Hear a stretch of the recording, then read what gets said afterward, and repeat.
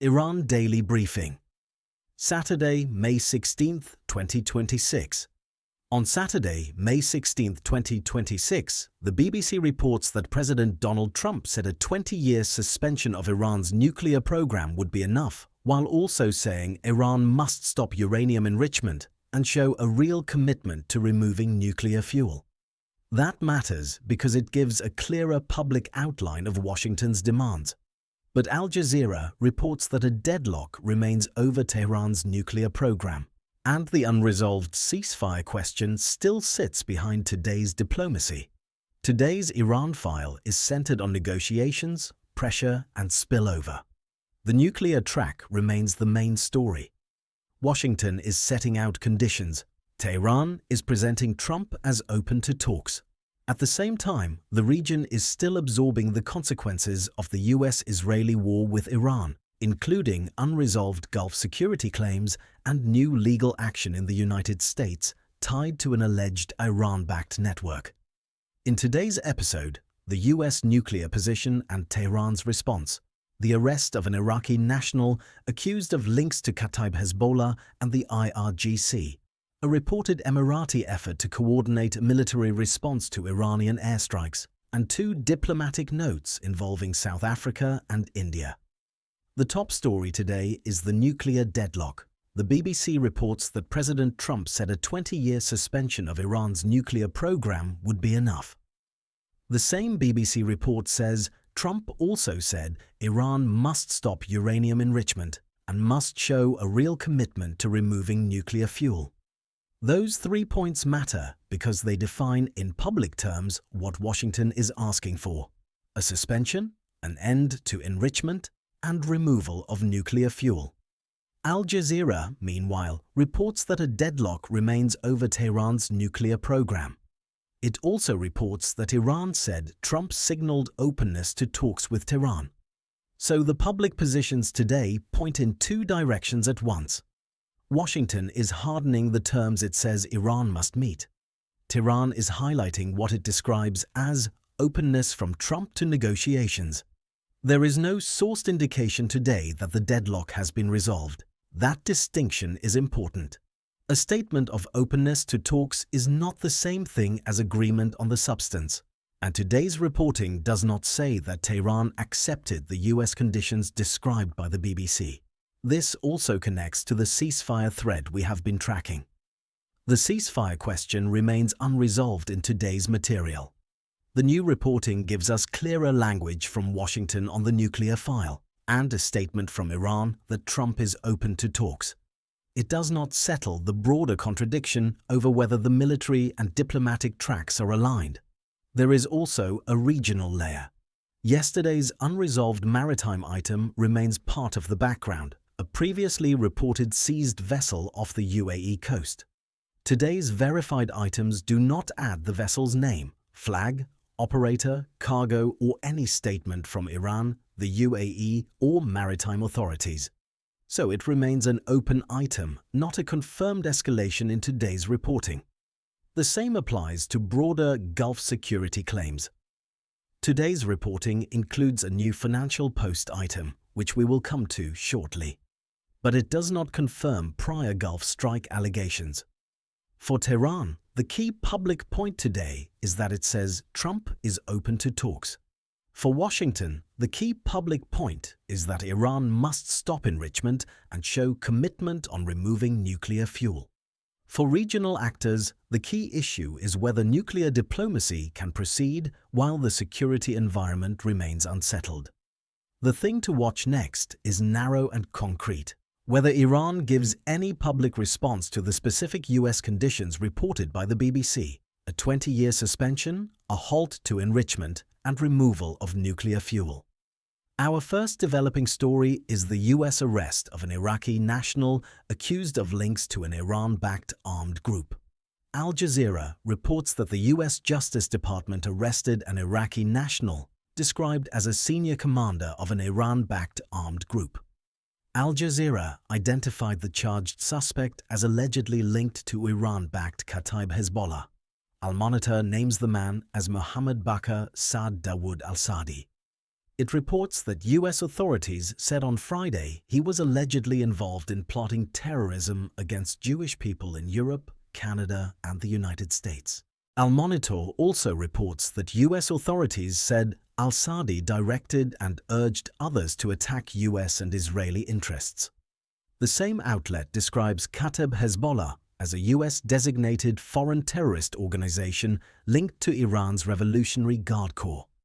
The Times of Israel reports that US prosecutors said Mohammed al-Saadi is a Kata'ib Hezbollah member and the IRGC operative. It also reports that prosecutors said he coordinated recent attacks in Western countries claimed by Harakat Ashab al-Yamin al-Islamiyah. The Times of Israel further reports that US prosecutors charged him in the United States with plotting attacks on Jewish targets for Iran. These are allegations from US authorities and prosecutors. The available items today do not include a response from al-Saadi, Kata'ib Hezbollah, or Tehran. This case matters because it moves part of the Iran-linked security file into a US courtroom. The charges also frame the alleged activity as transnational, with targets described across Europe, Canada, and the United States. The thing to watch next is whether US authorities release additional charging documents or whether any response emerges from Tehran, Kata'ib Hezbollah, or al-Saadi's legal representatives. Our second developing story is a reported Gulf security effort led by the United Arab Emirates. The Financial Post reports that the UAE tried to persuade neighboring states, including Saudi Arabia and Qatar, to join a coordinated military response to Iran's airstrikes. That is the full verified claim in today's material. This connects to yesterday's unresolved Gulf security thread. But today's Financial Post item does not confirm any prior Gulf strike allegations. That distinction matters. The reporting today concerns an alleged Emirati effort to persuade neighboring states to join a coordinated response to Iranian airstrikes. It does not establish that earlier allegations about Gulf strikes were true, and it does not resolve who did what in any previous incident. The regional picture also remains incomplete.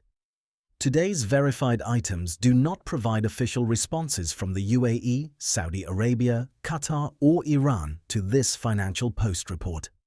The thing to watch next is whether any of those governments issue statements confirming, denying, or narrowing the Financial Post account. Our third developing story is diplomacy outside the main US-Iran channel. Mehr News Agency and IRNA report that Iranian Foreign Minister Abbas Araghchi met South African Foreign Minister Ronald Lamola in New Delhi on Friday.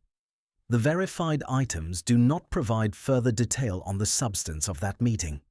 Separately, the Times of India reports that Russian Foreign Minister Sergei Lavrov said on Friday that India could serve as a potential mediator in the conflict involving Iran and the United States.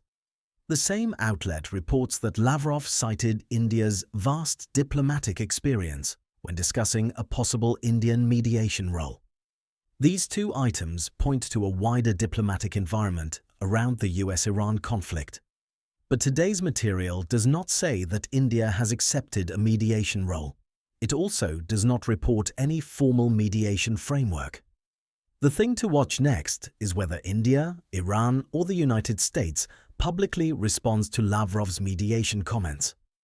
Our fourth developing story is domestic pressure and public speech.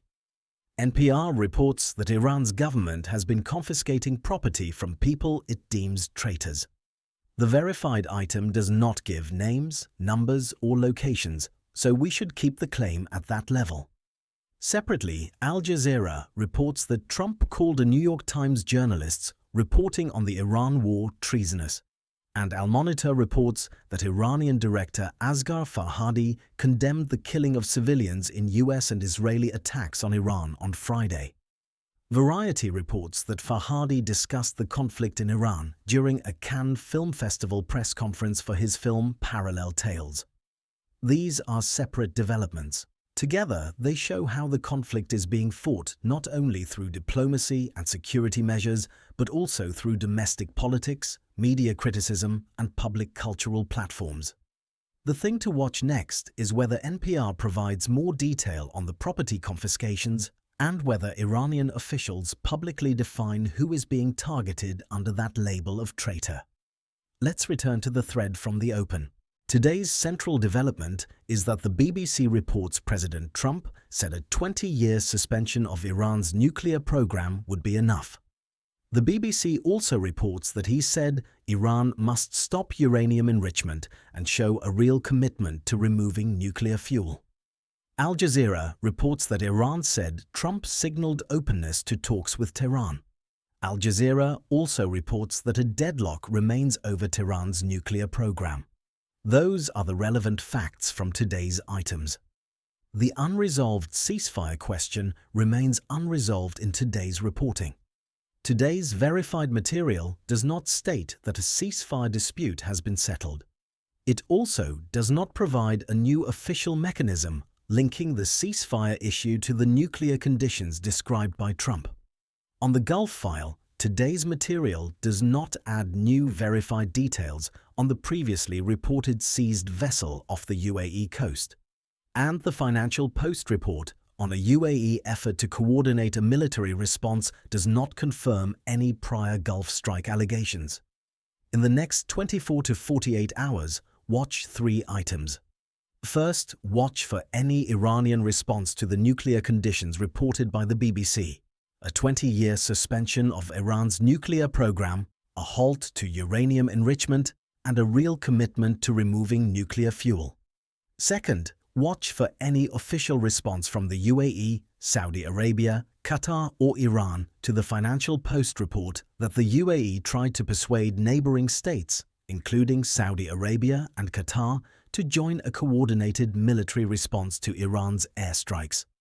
Third, watch for further U.S. Court or Justice Department filings in the case of Mohammed Bakr Saad Dawood al-Saadi, after reports from Al Jazeera, Al Monitor and the Times of Israel on the arrest and charges tied to alleged Iran-backed activity.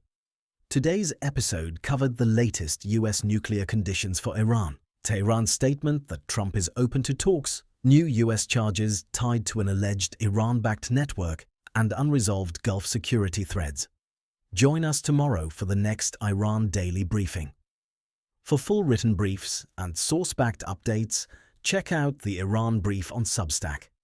Paid members can build multi-country monitoring across the countries they care about, with personalized briefings delivered automatically.